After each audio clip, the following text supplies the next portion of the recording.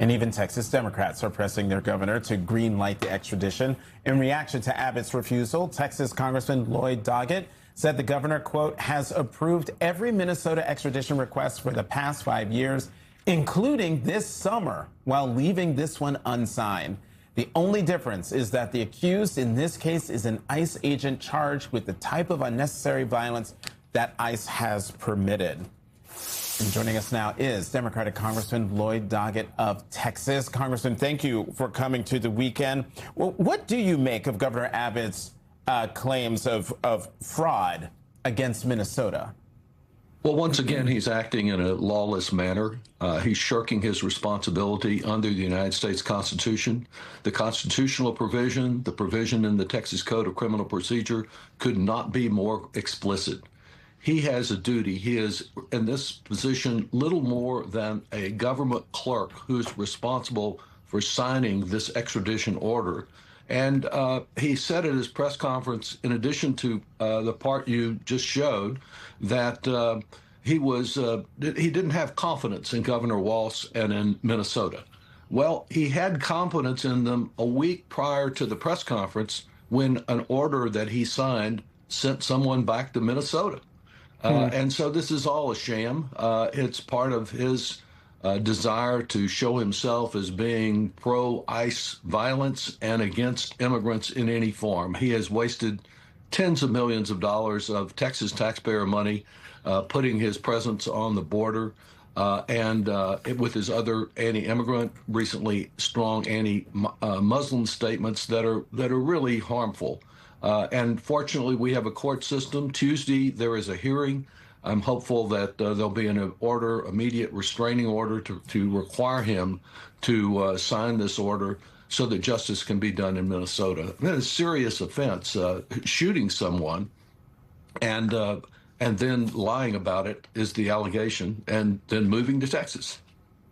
Congressman, shooting someone, I'm not gonna say it. Anyway, you brought up anti-Muslim rhetoric that the governor had been talking about. And I want to bring up this Washington Post article. Texas Governor Greg Abbott takes aim at Muslim washing stations in airports.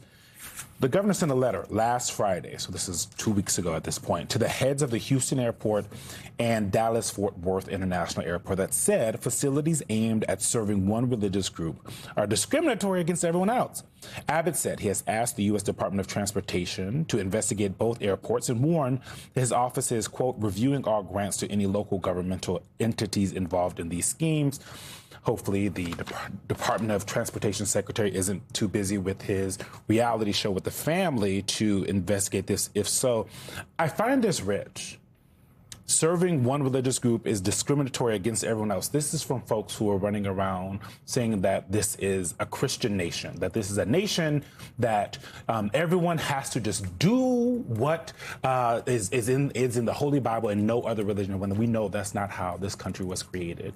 When you hear this, what do you think? And how do you think it lands in Texas? Because I've lived in Texas, and I think that a lot of people might feel this way.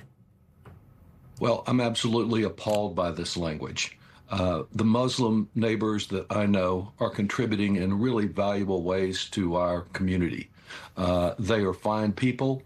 And, you mentioned having had some experience in Texas. There was a time decades ago when ultra-right-wing politicians competed as to which one could blame blacks for what was wrong in our state and criticize and ridicule them.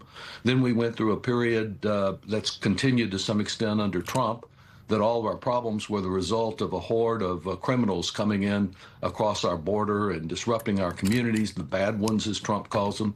And now, apparently, the governor and Republicans in Texas particularly have decided Muslims are more different than these first two groups, some of whose votes they need. And so they are attacking Muslims. We have 2 elected Muslim members of the Texas legislature now. We have a city council member and a community college board member who are Muslims. They make great contributions. We don't have to agree with every aspect, and we can respect their religious differences to realize that our state, certainly the city of Austin, is much stronger because they've been drawn here, the best and brightest from all over the world.